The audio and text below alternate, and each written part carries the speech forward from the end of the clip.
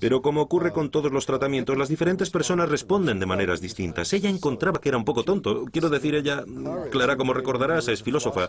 De manera que no es una paciente corriente. Y cuando las personas hacían la terapia cognitiva y le decían, mira, Clara, no estás pensando correctamente acerca de la forma en que... Tú sabes, en realidad tu madre... Ella decía, ay, no me vengas con esas tonterías. Entonces lo interesante es que en realidad ella no era, con toda su sofisticación, la persona ideal para la terapia cognitiva, aunque muchos filósofos lo son. De modo que los tratamientos en psiquiatría, como en toda la medicina, tienen que estar hechos a la medida de una persona a la vez.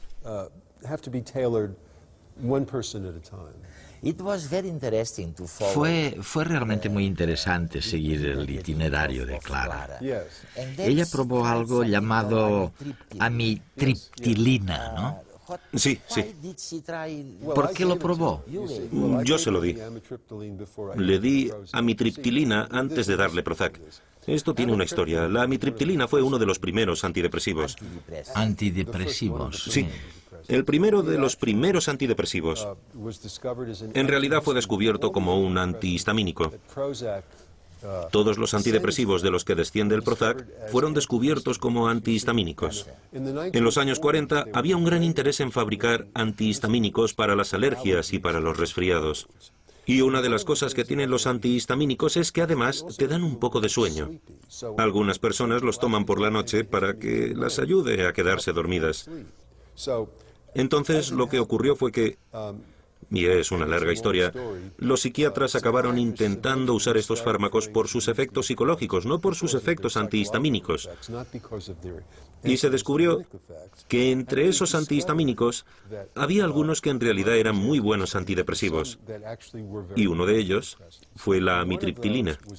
La amitriptilina. Entonces, la primera vez que vi a Clara, ella estaba teniendo problemas para dormir. En esa época no se consideraba apropiado dar Prozac a las personas en su estado, porque ella no estaba terriblemente deprimida, solo estaba ligeramente deprimida. Entonces le di amitriptilina para ayudarla a dormir y resultó ser muy bueno para ella, porque también tenía ese efecto antidepresivo.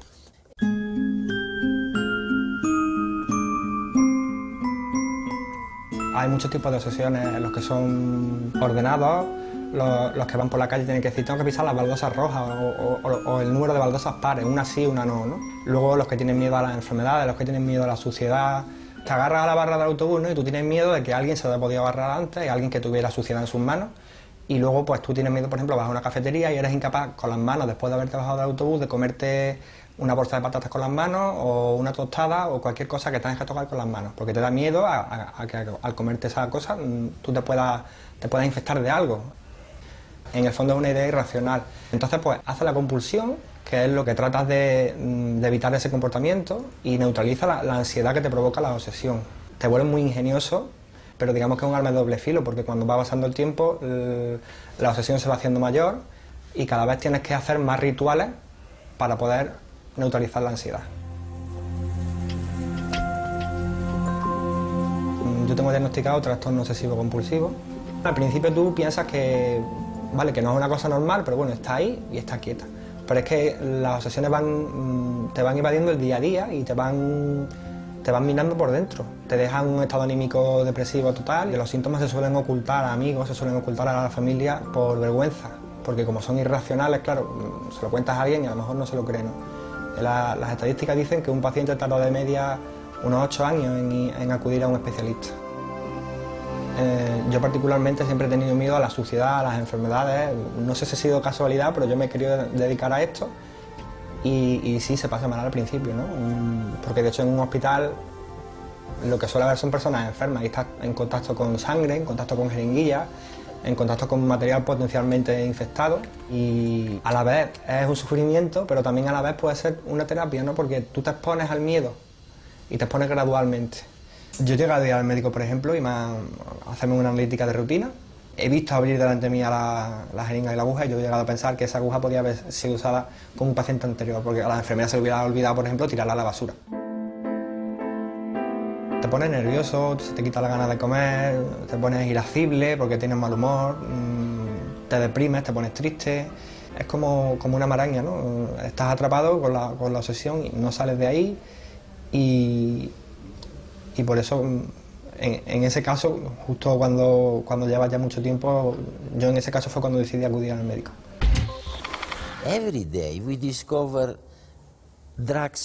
Cada día descubríamos medicamentos que eran buenos, que se creía que eran buenos para curar la esquizofrenia, por ejemplo. Un fármaco que se creía que podía curar la esquizofrenia, de hecho, era responsable de una infección. Podía cambiar algo en la sangre.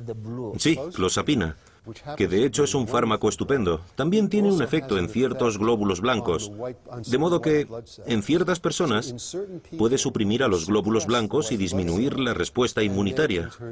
Y por lo tanto pueden tener infecciones, de manera que si quieres tomar clozapina tienes que controlar reiteradamente cada 1 o 2 semanas esos glóbulos blancos para asegurarte de que no están siendo dañados. Hay un efecto famoso, el efecto placebo. Sí. Y es tan potente. Mi padre era médico rural. ¿En serio? Sí, y recuerdo, tengo en mi memoria algunas imágenes de hospitales en los que las enfermeras eran muy conscientes del efecto placebo, porque veían simplemente que ponían agua en la vena y el paciente se sentía mejor y sin angustias, y los médicos eran mucho más escépticos sobre el efecto placebo. Qué interesante, sí, sí. Las enfermeras lo sabían mejor. Pero, ¿cómo ha interferido el efecto placebo en tu profesión? Quiero decir, ¿lo has visto? Bueno, estamos muy agradecidos. Los médicos están todos agradecidos por el efecto placebo, porque aumenta las probabilidades de que los pacientes mejoren. Tiene un maravilloso efecto favorable. 30%. Sí, un 30%. Bueno, en la depresión es así, pero por supuesto hace que resulte difícil estudiar los efectos de la medicación, porque tienes que compensar eso. Tienes menos facilidad para evaluar el verdadero efecto terapéutico porque tienes que restarle el efecto placebo.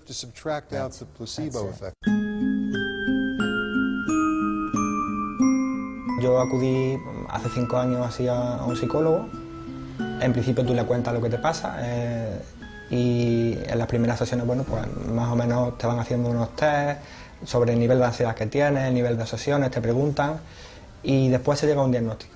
Y luego llegado ese momento, depende del grado del trastorno obsesivo que tengas, se decide empezar una psicoterapia y normalmente tiene que ir acompañado de una medicación. Te suelen mandar ansiolíticos para bajar un poco la ansiedad y normalmente antidepresivos, porque el trastorno obsesivo compulsivo está relacionado con niveles anómalos de la serotonina en el cerebro, ¿no? La serotonina es un neurotransmisor y los antidepresivos son inhibidores de la recaptación de la serotonina, y el tratamiento conjunto de fármacos junto con la psicoterapia, pues la verdad es que a la mayoría de los enfermos les alivia mucho y les hace salir adelante. Los antidepresivos tardan en hacer efecto en torno a 3-4 semanas.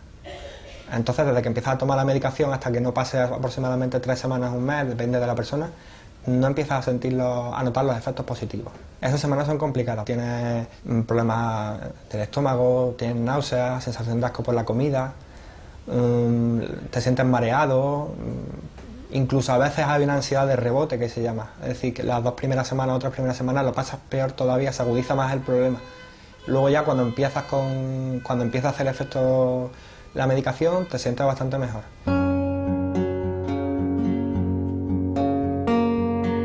Se cree que el tratamiento obsesivo compulsivo es crónico y la medicación en muchos casos se debe mantener de por vida. Yo he sufrido consecuencias adversas al tomar algunos fármacos, por ejemplo la fluoxetina. Cuando empecé a tomarla a mí no me fue bien. Los que vamos quedando atrás vamos sentando experiencia para los que vienen después. Y en base a eso se puede seguir avanzando. Tenía una irritación constante, la verdad. Todo el día estaba de mal humor, me sentía mal por todo, me quejaba. Y entonces se lo comenté y me dijo que bueno, que íbamos a intentar cambiar de fármaco.